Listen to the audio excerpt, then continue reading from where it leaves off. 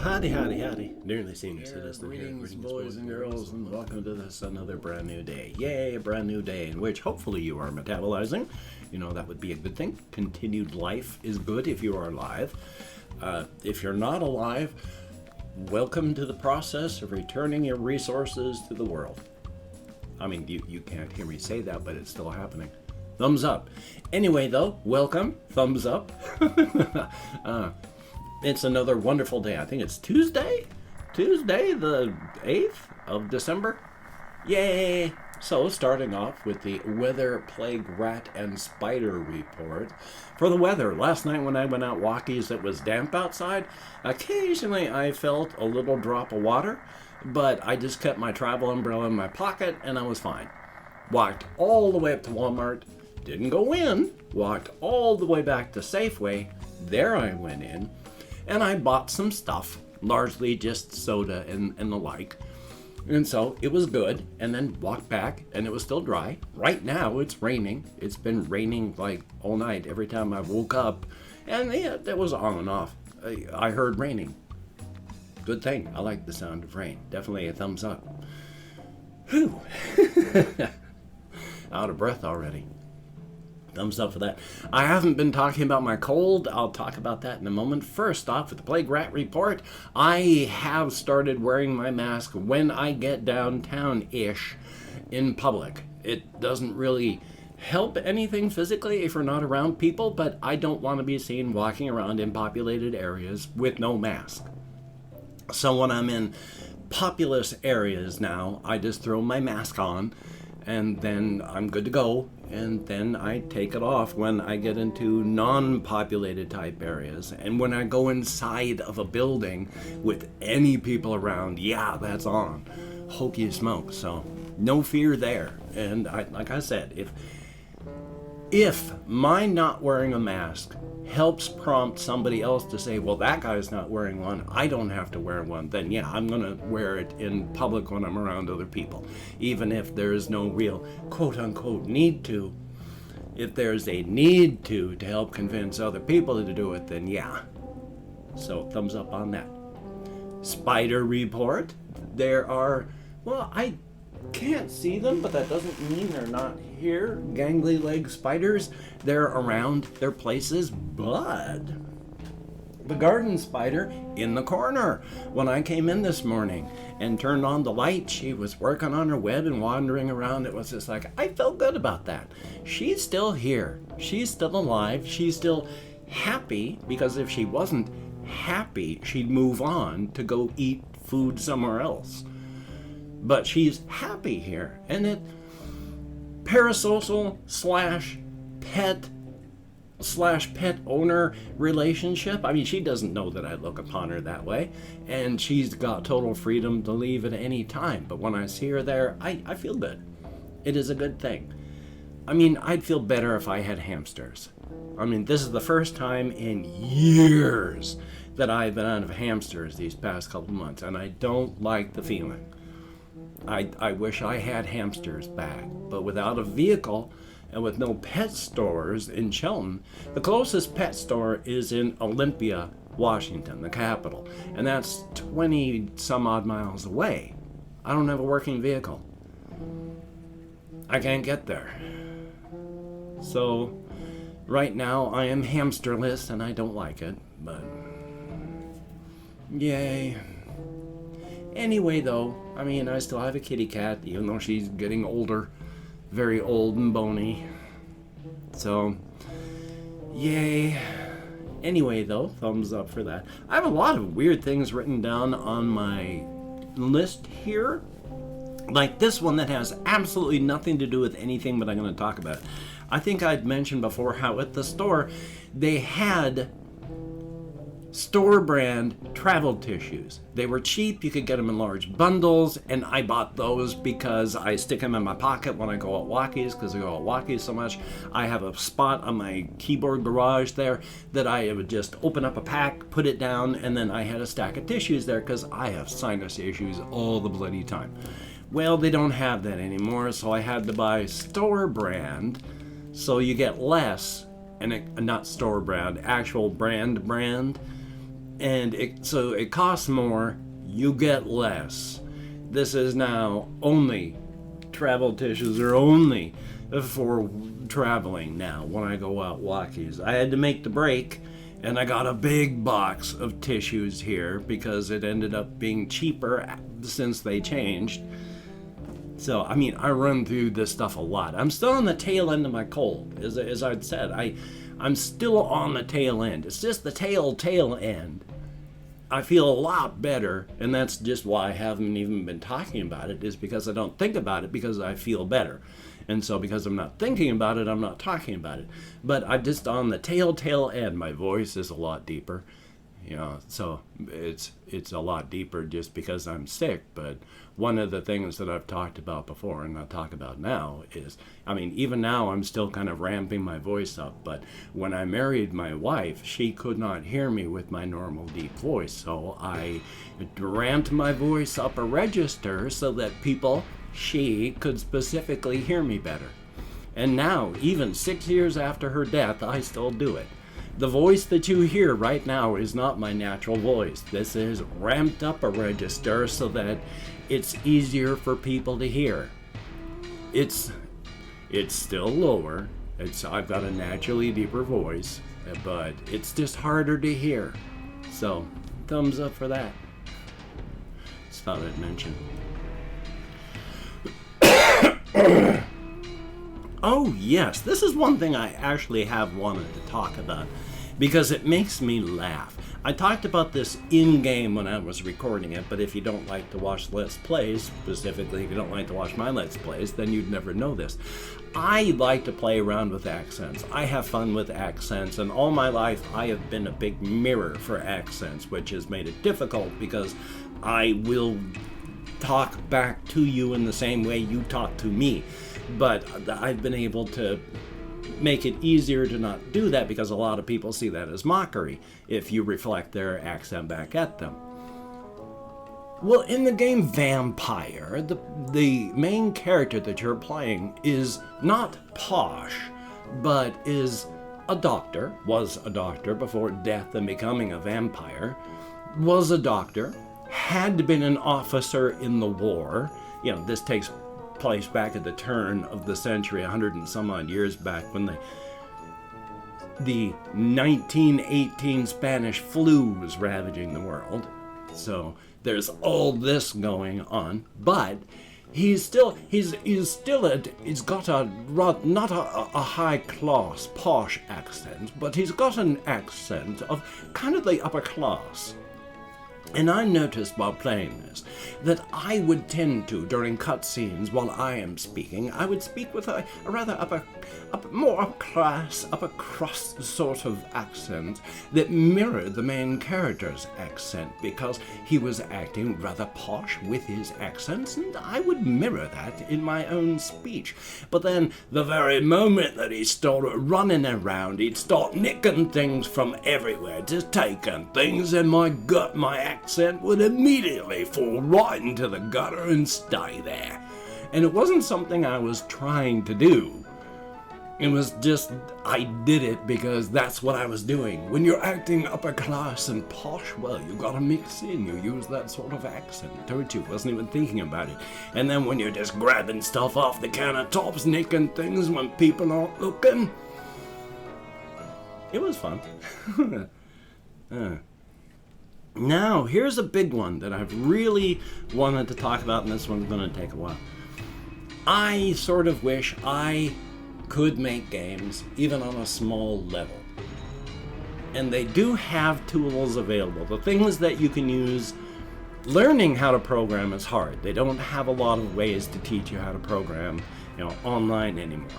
As compared to way back when things were first online, everywhere you turned around, there were tutorials teaching you how to program. Now it's like, well, here's some tools of how to make your game, and you need to learn these languages, and there's no here's how to teach you. It's just, now that you know how these languages work, here's the tools, with no teaching you how to use the languages.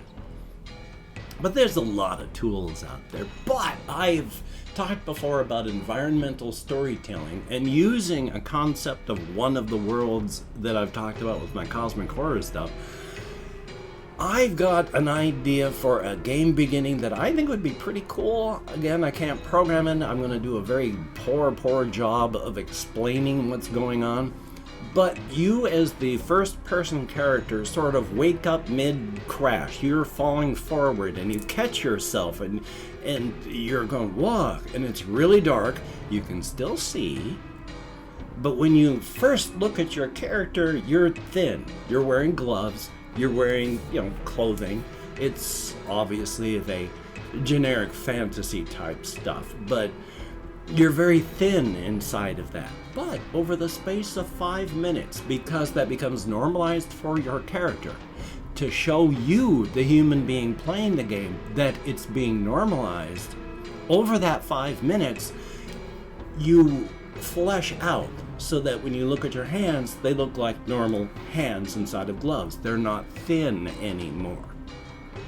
When you first hear the character talk, in those first 5 minutes, every time that there's something like, oh, there's a lock, I need to find me a key. And there's those odd pauses before things where it's like, there's nothing in my head about what that is. Oh, lock. I need to find me a, key.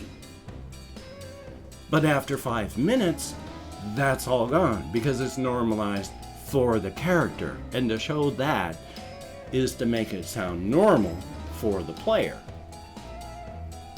As you're wandering through the darkness, at one point your character comes into a room and there is a painting up on the wall.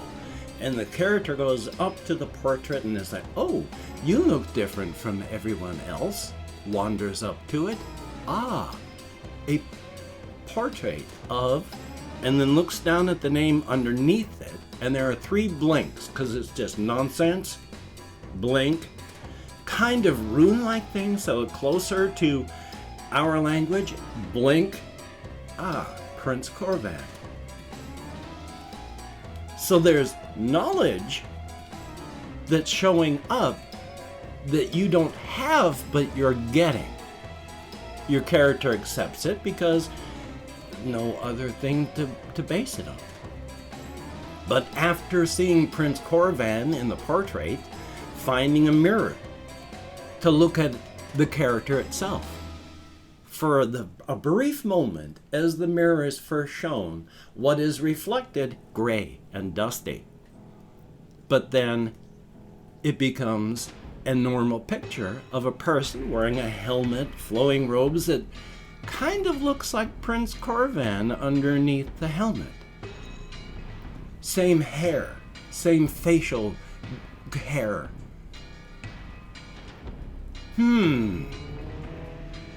But as this character continues going along, then finds in the darkness there is a captive skeleton chained in, and it's talking to them. Like, oh, you are real. Are you real? Are you just another hallucination?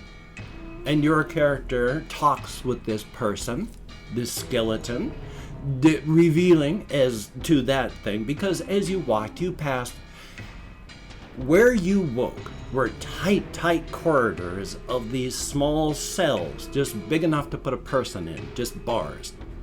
99% of them are empty. Occasionally, there's one of them that's still shot with a skeleton inside. You did not wake up in one of those.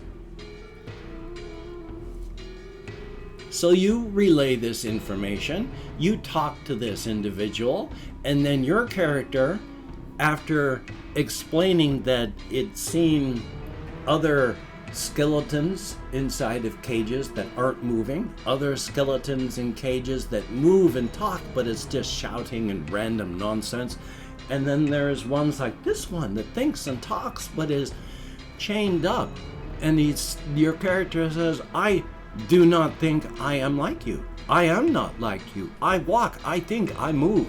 I saw a portrait of Prince Corvan. I look similar to Prince Corvan. I saw myself in a mirror.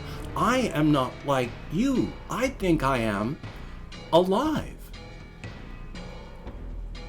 And it's only when, a few moments later, when your character follows the light, sees a portrait of what the city looks like. Beautiful towers, domes, trees, and then enters out a balcony. There is a flash of the sun, so bright, so bright. And before it flashes out, you get to see a brief glimpse of the city, the beautiful city. But as the light fades out of the character's eyes, towers have fallen, domes have collapsed, trees are grown wild, the city is half buried under strange fungal growths. And the character begins to realize there's no way that they could have been inside of this strange place for so long and been alive. And they tear off their glove, and it is a skeleton hand. And they pull off their helm, and they find a reflective surface. And yeah, you're not alive. You're a skeleton like all the others, an animated skeleton. And your character, in shock and horror at all this is going on, just collapses, falls back, and then the sun speeds up through its turns as days pass while the credits roll, and you're just laying there in shock. And I've opened up 24 hours worth of comments in my community tab, and I'm going to go through and thank 20 to 25 people for having left me a comment. I'm not reading the comments right now. I'm just thanking you for having left a comment. If I mispronounce the username, no disrespect is intended. I'm an American English speaker, and even though I count American Sign Language on the fingers of this hand, with my depression, fibro, and more, I'm lucky I remember my own name at times. So, we have Insignificant Nick, thumbs up and thank you very much.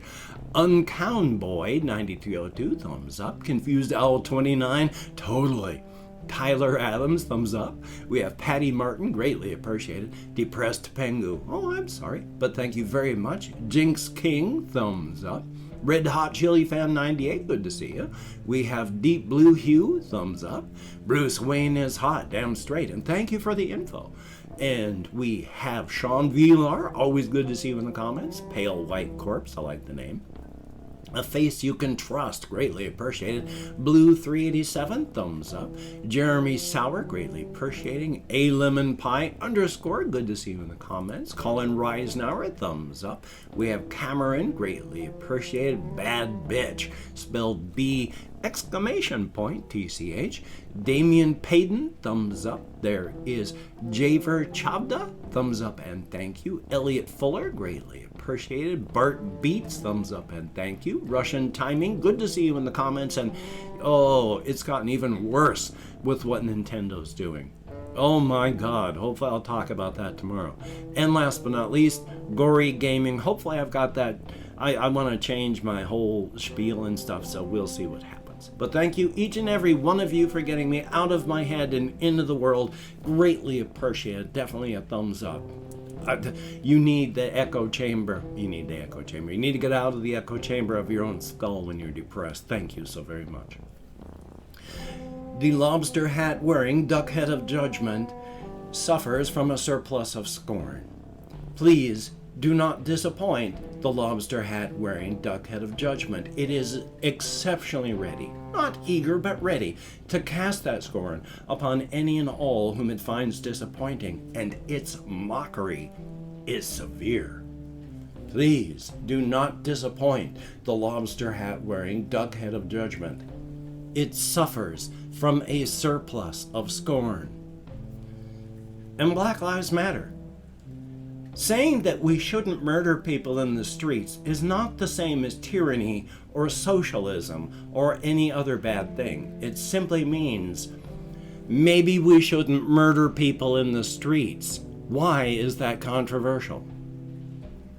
And justice for everybody that keeps getting beaten and murdered in the streets and in their homes by the American police force acting in a fascistic fashion.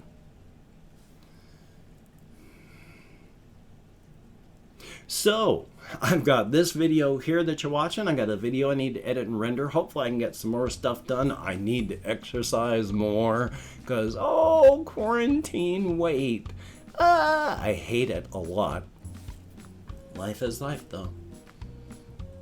So please, wear a mask, wash your hands, try not to touch your face. Practice your social distancing. Don't go out unless you have to.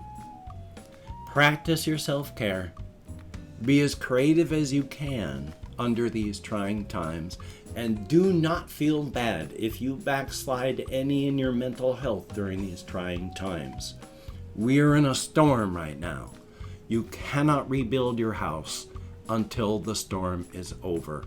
Hunker down in survival mode until we're done. So you take care. Have a great day today.